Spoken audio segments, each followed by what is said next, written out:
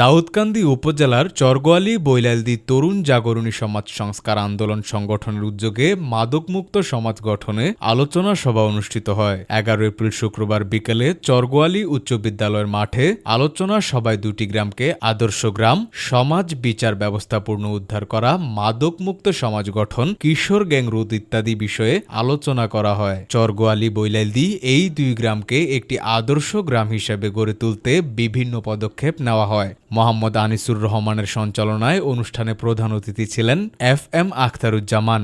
খুব ধ্বংসের একটাই কারণ, সেটা হলো আমাদের এই যে মোবাইল। এমন কোনো ছেলে মেয়ে নাই যে তাদের হাতে হাতে মোবাইল নেই। কেউ এটা থেকে ভালো গ্রহণ করে, কেউ এটা থেকে খারাপ গ্রহণ করে, তো বেশিরভাগই খারাপ গ্রহণ করে।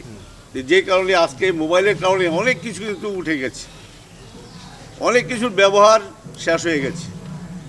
এখন আমরা এই মোবাইল বন্ধ করতে পারবো না। এটা সারা বিশ্বব্যাপী দিন দিন এটা ডেভেলপ করছে, এটা কিন্তু বন্ধ করা সম্ভব হবে না।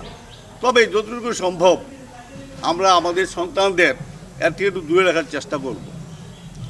পরিবার থেকে এই জন্য বললাম, পরিবার থেকে যদি একটা সন্তানকে তার বাবা মা শাসন করে, সেটা হলো উত্তম শাসন। তারা ব্যর্থ হলে তো কমিটি আছে, কমিটি তারা শাসন করবে।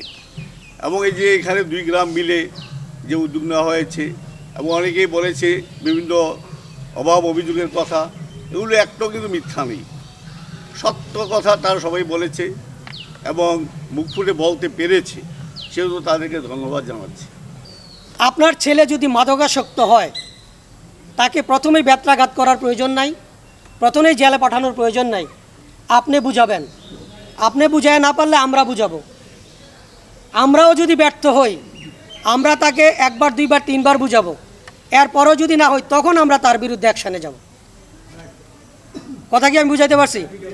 2 নম্বর হচ্ছে, অনেক স্টুডেন্ট আছে আমরা দেখি, যারা আপনাদের ছেলে মেয়ে ভাই ব্রাদার স্টুডেন্ট, তারা রাতে 9টা 10টা 11টা 12টা পর্যন্ত রাস্তায় ঘুরে। আপনাদের প্রতি আমাদের অনুরোধ থাকলো, যদি সে স্টুডেন্ট হয়, সন্ধ্যার পরে যাতে সে রাস্তা বাড়ি থেকে বের হইতে না পারে, বাজারে না দেখি, সন্ধ্যার পরে যেন সে টেবিলে থাকে। যদি আপনারা না পারেন, আমাদের সহযোগিতা নেবেন, কিভাবে টেবিলে বসাইতে হয় সেই দায়িত্ব আমরা নিলাম। বিশেষ অতিথি ছিলেন মফিজুল ইসলাম মোল্লা, মোহাম্মদ হজরত আলী মুন্সি, হান্নান ব্যাপারী, মোহাম্মদ মমিনুল ইসলাম, লিটন মোল্লা, রিপন সরকার, ফখরুল ইসলাম ভুইয়া, মোহাম্মদ স্বপন মোল্লা, সুমন ভুইয়া সহ এলাকার গণ্যমান্য ব্যক্তিবর্গ। আপনারা যদি আমাদের সাথে থাকেন, কে এলাকার বড় লিডার হয়ে গেছে, কে বড় মাতাব্বর হয়ে গেছে, যে আমার বিচার কে করবো দেখি, আমরা এটার ব্যবস্থা করবো ইনশাল্লাহ। আপনারা যদি আমাদের পাশে থাকেন, আমরা যদি তার সাথে না পারি, তাহলে আমরা আইনি ব্যবস্থা নিব। আমাদের খরচে, আমাদের এই সংগঠন খরচে আমরা আইনির ব্যবস্থা নিব।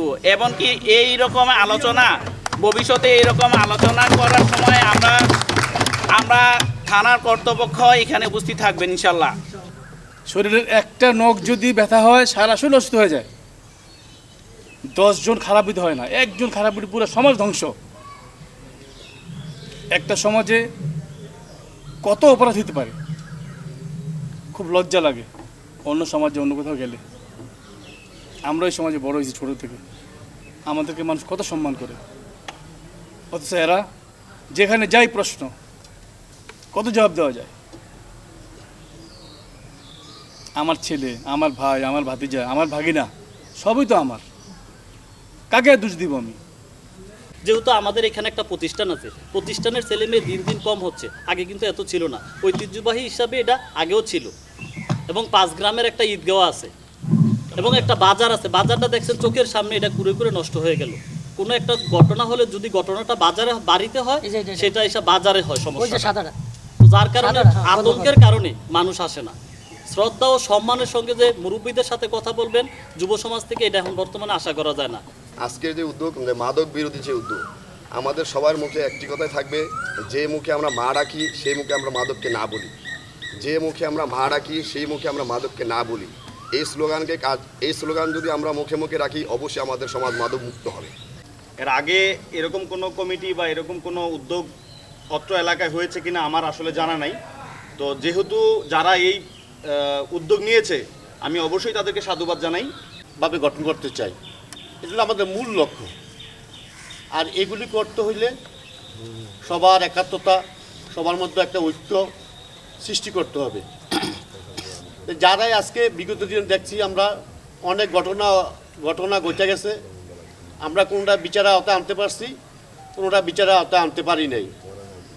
তা আমরা ভবিষ্যতে এই সমাজ থেকে মাদক সন্ত্রাস নির্মূল করব, এটি আমাদের আশা এবং প্রত্যাশা। সূচনা community.tv, বিনোদনের পাশাপাশি খবর।